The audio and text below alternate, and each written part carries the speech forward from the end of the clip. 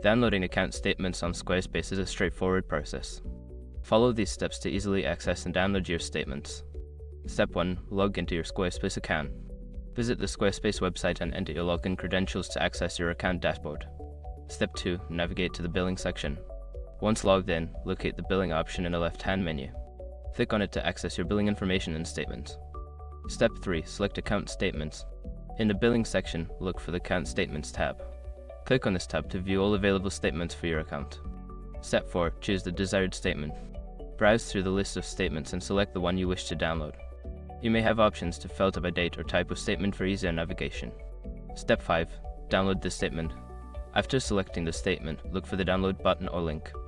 Click it to download this statement to your device in your preferred format, usually PDF. Now you can easily access and manage your account statements on Squarespace. If you have any further questions, feel free to explore the help resources available on their website.